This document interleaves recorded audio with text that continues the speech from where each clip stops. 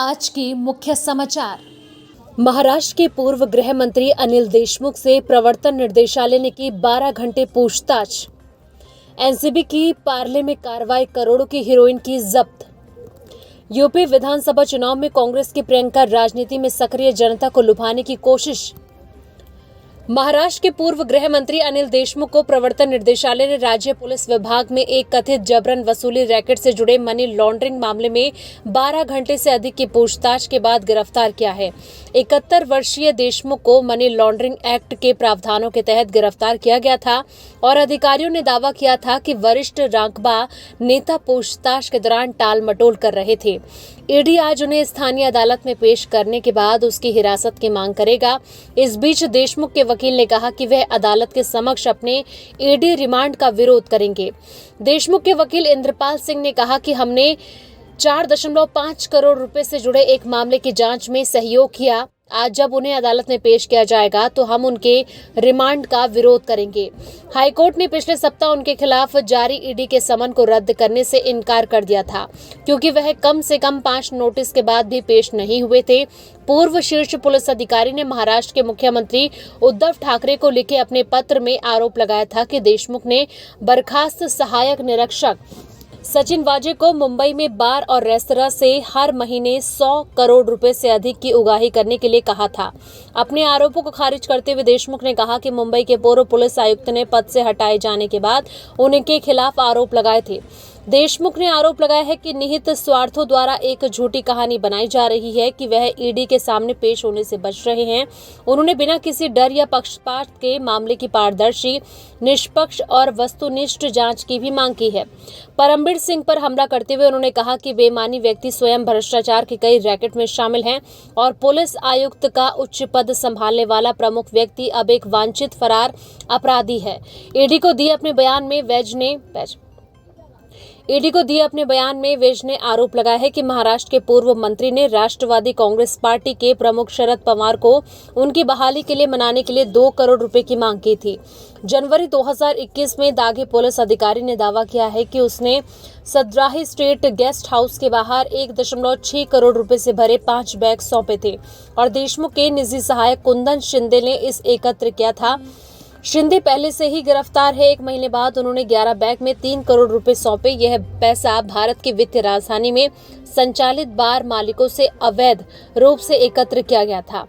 इन सूचनाओं के आधार पर ईडी ने इस साल जुलाई में देशमुख की 4.2 करोड़ रुपए की संपत्ति कुर्क की थी। मुंबई नारकोटिक्स कंट्रोल ब्यूरो ने एक बड़ी कार्रवाई को अंजाम दिया है। विले पार्ले इलाके में करोड़ों रुपए की हीरोइन जब्त की गई। पिछले कुछ महीने से एनसीबी ने ड्रग्स तस्करों के खिलाफ एक बड़ी मुहिम चलाई है। मुंबई क्रूज ड्रग्स केस से जोरदार चर्चा में आई एनसीबी ने विले पार्ले इलाके में एक बड़ी कार्रवाई को अंजाम दिया है।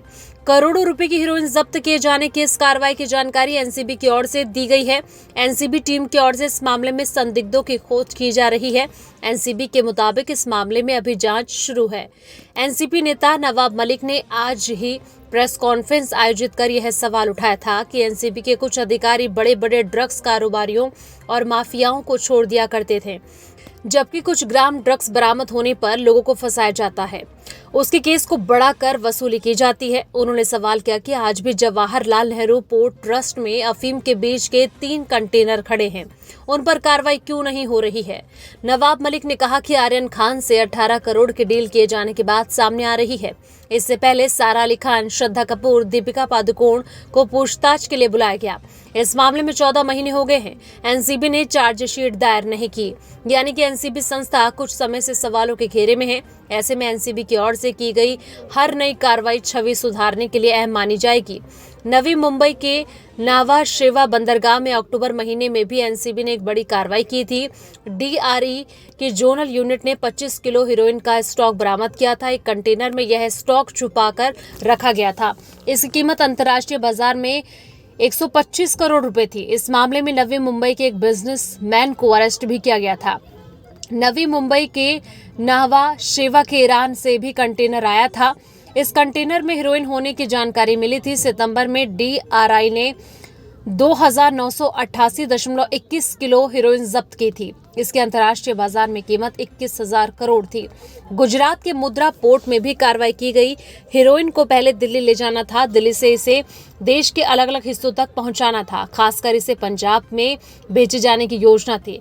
जब इतनी बड़ी साजिश का पता चला तो यह मामला NIA को सौंपा गया, लेकिन इससे पहले ही DRI ने 8 लोगों को गिरफ्तार किया था।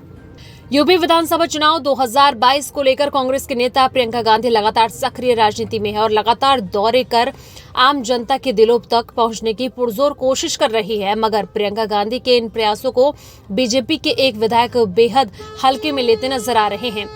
इन विधायक का कहना है कि प्रियंका गांधी चुनावी मौसम आते ही उत्तर प्रदेश में साइबेरियन पक्षी की तरह टूट करने आ जाती है। दरअसल हरैया विधानसभा के बीजेपी विधायक अजय सिंह से जब एक संवाददाता से प्रियंका गांधी को लेकर सवाल किया गया तो विधायक जी आग बबूला हो गए और प्रियंका गांधी की तुलना एक साइबेरियन पक्षी से कर दी। विधायक ने कहा कि प्रियंका ने लड़की हूं, लड़ सकती हूं का नारा दिया है, जो कोई नई बात नहीं है। जब यूपी और देश में योगी और मोदी जी की सरकार आई है तब से लड़कियों में ताकत आई है और वे अपने सम्मान के लिए खुद लड़ सकती हैं। इस सरकार में लड़कियां स्वावलंबन बन रही हैं। ये बात प्रियंका जी को सिखाने की जरूरत नहीं है। वहीं प्रियंका के साथ लुभावने वादे को विधायक ने सिर्फ एक छलावा करार दिया और कहा कि ऐसा कोई वादा कांग्रेस पूरा नहीं कर पाएगी। प्रियंका गांधी को सलाह देते हुए विधायक ने कहा कि प्रियंका की जगह दिल्ली है और उन्हें वहीं रहना चाहिए। बीजेपी सरकार का बखान करते हुए विधायक अजय सिंह ने कहा कि आने वाले चुनाव में हम फिर से सत्ता में आ रहे हैं और कांग्रेस कहीं से भी एक सीट नहीं जीत पाएगी। इसके साथ ही उन्होंने कहा कि बीजेपी सरकार में गरीब, महिला, मजदूर सभी वर्ग के लोगों को फ्री राशन से लेकर आवास तक दिया जा रहा है, जो इससे पहले की सरकार में बहुत कम देखने था। Bureau report, Mumbai.